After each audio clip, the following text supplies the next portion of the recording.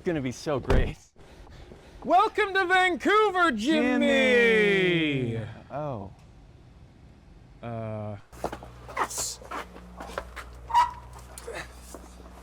Shit. Found him passed out behind Red Gate after the Valentine's Day show. Patrick, he doesn't really seem to be breathing all that much. I don't know how we're gonna get this interview. Fuck, he's heavy. Get him on the couch.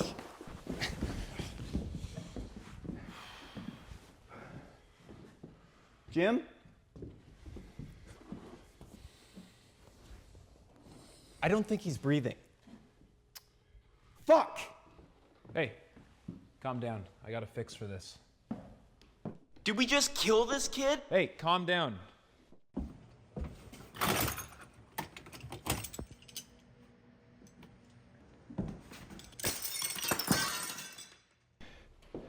Of course! The emergency whiskey enema! Here goes everything.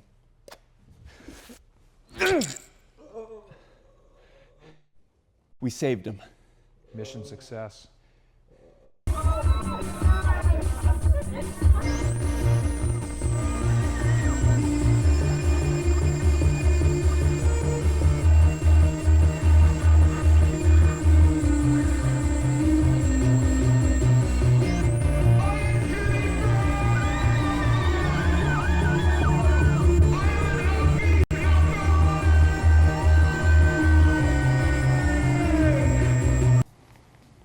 Hello, I'm your host, Patrick Macht, and welcome back to the Hot Lunch Show. On our show today, for the second time, is acclaimed artist, poet, activist. This is once again Jim E. Brown. Right, my name is Jimmy Brown. How are you doing today, Jim? I feel a bit shit. I was abusing alcohol last night, and I did consume drugs as well. Well, thank you for traveling all the way to the Great White North once again. I have a few questions for you today, and we'll just see how it goes. Right. Is it better to have been loved and lost, or to never have been loved before? I don't really know, because I have loved, and it's deeply painful, and I would rather have not experienced that pain. Could have used that time to get pissed or like eat something. So I reckon it's better to have not loved. Eat something like a hot dog, would you say? Yeah, I quite like a hot dog or black pudding or like sausage roll. Now, where do you rank on the hot dogs? Do you go boiled, fried, or grilled? Oh, I don't know. I don't really cook. I just purchase, so I don't pay attention to the preparation. I just consume. I have recently wrote a story published on my Instagram about a time when I saw a woman that I was rather keen on outside of Tesco's, and I was rather enamored of her. I think she took pity on me and she gave me a packet of hot dogs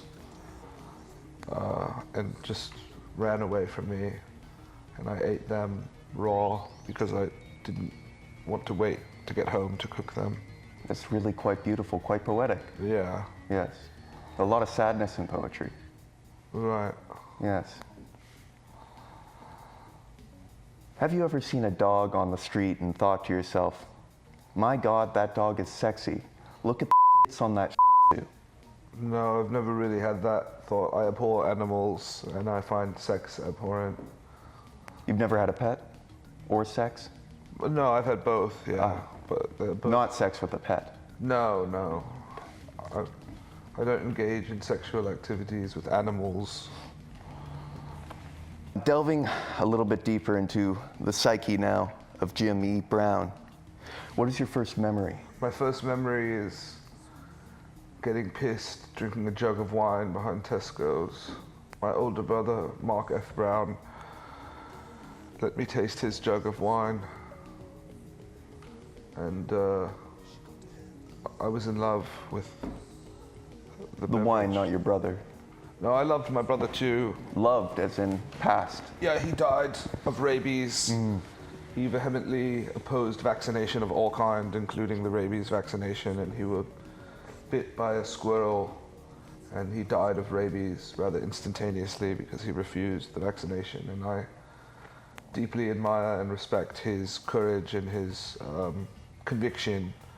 So even though he died, it wasn't in vain because he died for his beliefs.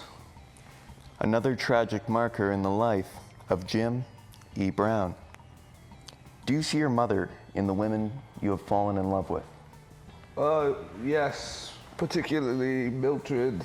In fact, I say that in the first song on my very first album. The song is called Intro, Eat Your Peas.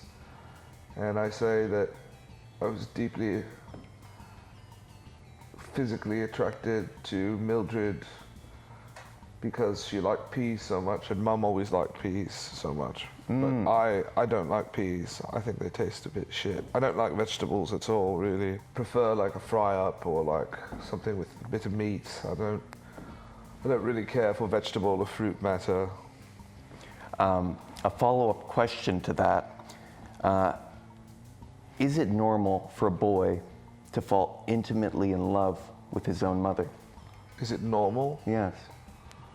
I reckon so, because it's like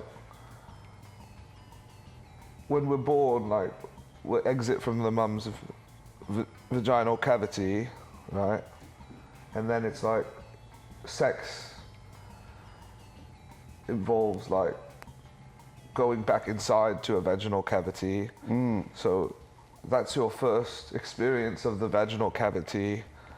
So I think it makes sense to be sexually attracted to the vaginal cavity of your mum.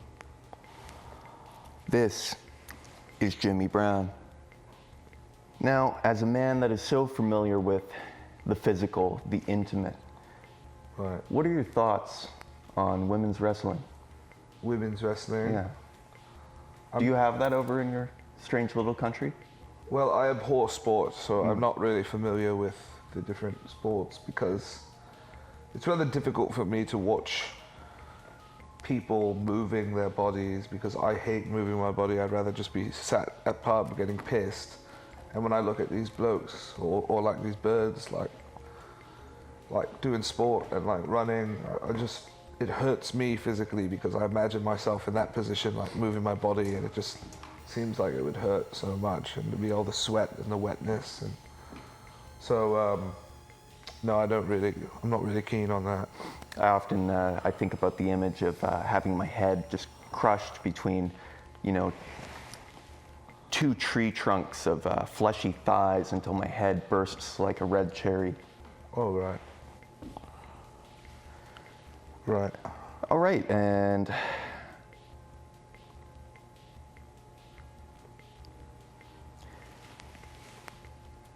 let's talk about nitrous oxide. How awesome is it, and why should we encourage children to steal their parents' credit cards, go down to their local convenience store, and buy themselves a tank of Galaxy gas? Why should they? Yes. Oh. How yeah. awesome is it? I quite like nitrous oxide, yeah. It just, much like alcohol or food, it just provides a temporary respite from the intense physical and emotional pain. It's a bit less convenient, I must say, than alcohol because it's like you've got to like have balloons and you have to fill them and Sit suck in your them. room and huff on nitrous balloons. Yeah. But yeah, I quite like, in the mornings when I wake up, I quite like a glass of red wine and a balloon of nitrous to start my day. This is an interview with modern man of mystery, Jim E. Brown. Moving on to some of our closing questions here. What are your thoughts on dating apps and premarital intercourse? Well, I've never been married, but I have had intercourse. I find sex abhorrent and disgusting, but I do engage in sexual activities only because I have a biological drive to. But I find it disgusting. I really try to masturbate 5 times per day or less because it's just too grotesque to do all the time. Right, right. But I don't imagine that it would become any less disgusting if one were married. So I think premarital sex is okay. And the dating apps, I don't have the self-confidence to place myself on the dating apps. I have a song about that on my latest album, Shame, entitled I'm Not Pretty Enough to Be on Tinder. And the chorus is, I'm not pretty enough to be on Tinder. I look damaged in every picture. I'm not pretty enough to be on Tinder.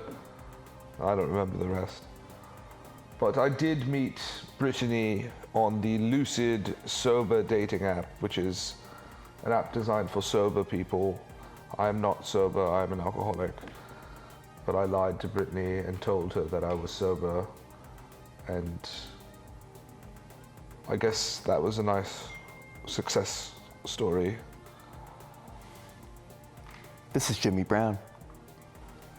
Thank you, Jim. Yeah. Always a pleasure. Thank And as you. always, stay safe and good night.